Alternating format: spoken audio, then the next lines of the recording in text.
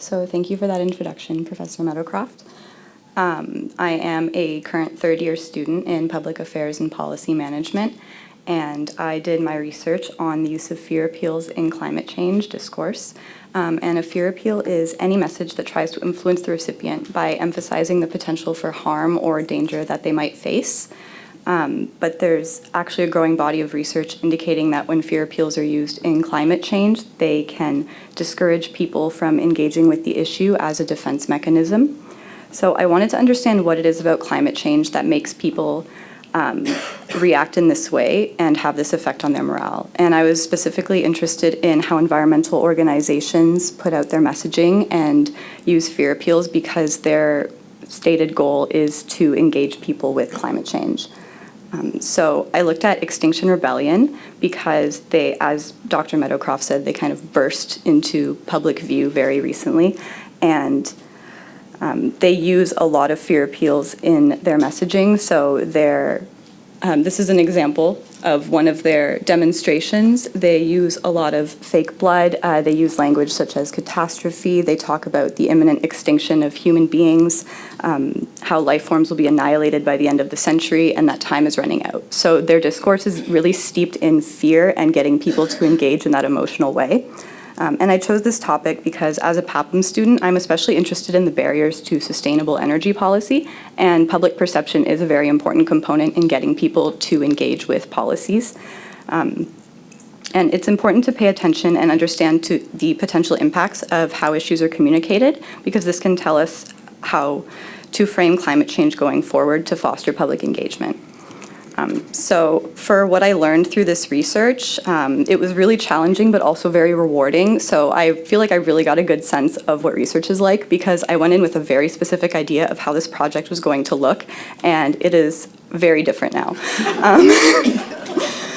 So initially I was going to look at environmental organizations in Canada and compare their messaging to see how much fear appeals they use, so like negative language versus positive language. And I quickly realized that as one single person, it's really hard to code over like 100 PDFs of documents that I spent weeks gathering on these environmental organizations. So that was really telling just of kind of the process of research. You have to be adaptable, and I didn't want to like waste all of the research I had already done on fear appeals and climate change, of course, so we kind of found a different angle to do. So I did a bit more of a qualitative assessment of Extinction Rebellion.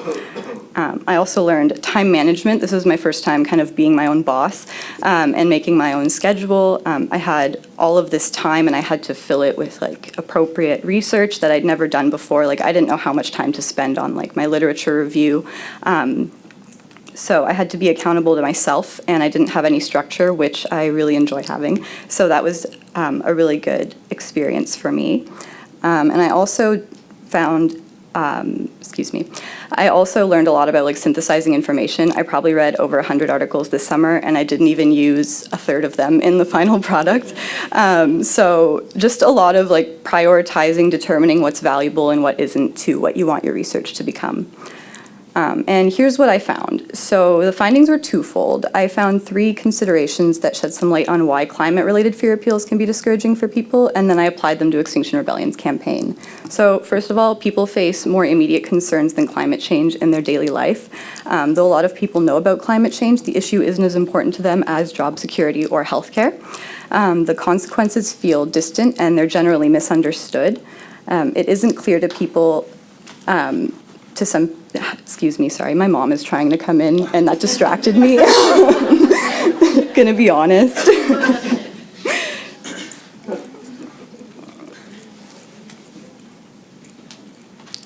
Hi, Mom. So secondly, the consequences of climate change feel distant and they're generally misunderstood. It's not clear to people how the consequences of climate change, like biodiversity loss and melting glaciers, will have any impact on them. And conversely, people in the West feel that climate change's impacts would only affect geographically distant places. Thirdly, and finally, studies have shown that the dominant representations of climate change leave people well aware of the consequences with little to no understanding as to how the issue can be resolved. So if a fear appeal isn't conscious of the components I just listed, it's more likely to generate disengagement from the audience because they won't view it as something that will affect them, and even if they did, they wouldn't know what can be done about it. And that's the case for Extinction Rebellion. They rely almost entirely on fear appeals to grab people's attention in order to spread their message. As you can see, it's very alarming, but it makes sense from the perspective of trying to gain media attention, but when you're trying to get people to understand climate change and engage with it in a meaningful way, it has more of a harmful effect than a good one. So the next steps for my research, I am writing an honors research essay next year for PAPM, and I mean, I've got a pretty good sense of the timeline now. I feel like I have to start now, and I'm only in third year. I also have a bit more of a sense of like how to write a good research proposal, because that was the first step in the application process for CUROP. I'd also like to pursue graduate studies, so this is a great experience for me to know if I even enjoy research enough to spend more money doing that. And I was also potentially going to look into the time component of climate change discourse. So Dr. Meadowcroft pointed out that since the IPCC report came out last year, there's been sort of a resurgence in this narrative that we only have about 12 years left to address climate change, and that can also be very damaging to the initiative. So that was something that I was also potentially interested in looking at. And finally, I just wanted to say thank you for this opportunity. It's been really fun, and I feel very honored in my second year to have been able to have this experience. Thanks.